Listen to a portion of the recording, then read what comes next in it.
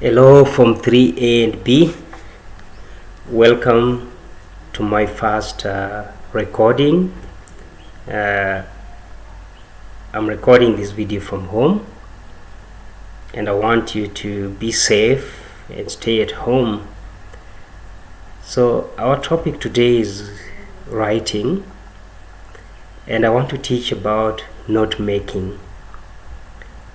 So by the end of the lesson, I'd like you to be able to define note making, explain the importance of note making as a skill, and also you'll read a text and make notes.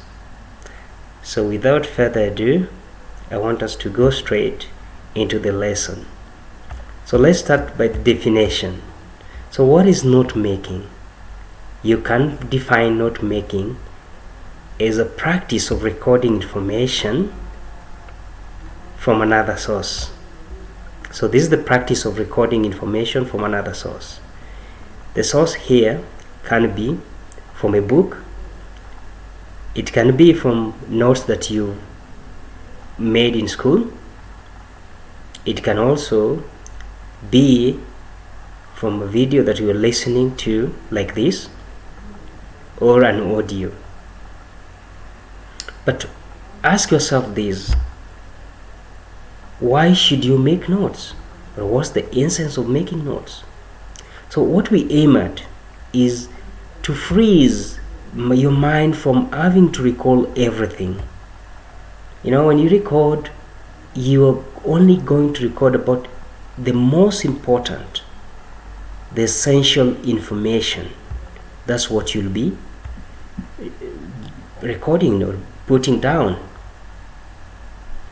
Okay, with that understanding, I want us to look at how does it help us.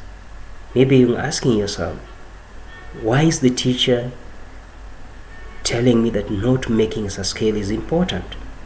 The first thing is that it helps us to apply the knowledge of selecting key ideas from the passage. So this is just in English.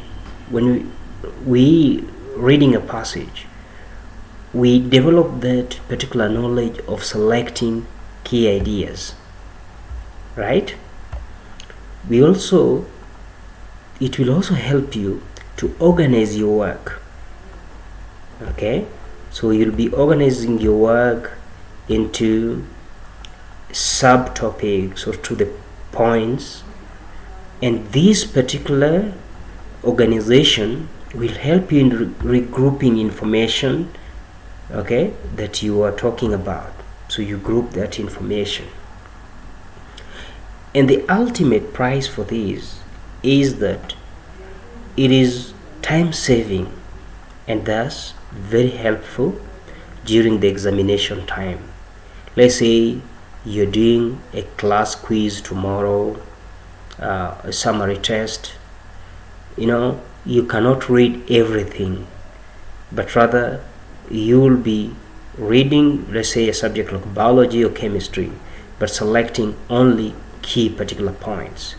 At the same time, trying to organize that information and group them, okay, so that it becomes much easier to understand. Okay, I want you to remember this. One thing is that you need to shortlist words and phrases. Don't write everything. Then you'll be also involved in grouping, arranging and organizing information. And when we make notes, we have to select a format, and also we think of a title. A passage sometimes doesn't have a title, but when you make notes about it, you have to tell us what is the notes about. And of course you'll be numbering. So I'll show you in a short while the structure of how you can do numbering. Before that, let's look at the steps for note making. First, you have to underline the important words and phrases as you read. Then you put them down, but without fully expanding them. So so you just put the most important points down. Then, because I've talked about organization and arrangement earlier on, when you're selecting information, combine those that are related together. Okay, then under those ones, those that can be grouped in one place. This one will also, I'll show you this one when we'll be looking at the structure or a typical example of how to make notes. Then I want you to be changing the verbs to nouns as you put them down. For example, let's say you're reading about your school, then your points will begin with: school is a place where students learn. School takes place during this time, like that. So you start with a noun. Or Amano is a well-organized school. Amano has beautiful buildings. Amano has many teachers, etc. So you begin your points with nouns. Then after that, now you can point and check whether you number them accordingly. So let's look at the structure. This is how you're supposed to structure your notes. 1, identify the point, then put them into categories or group them differently into subtopics. But each subtopics will have details that you combine under a particular subtopic. So let's say the first point is here, you see, then that point has 2 subpoints, this is A and B. Then under each of them you get finer details, which you just highlight. Okay, the second point will come in the same way. But because we are not writing everything, so you also have to learn how to use abbreviations. So these are some of the symbols that are commonly used. Others you learn when you have your time.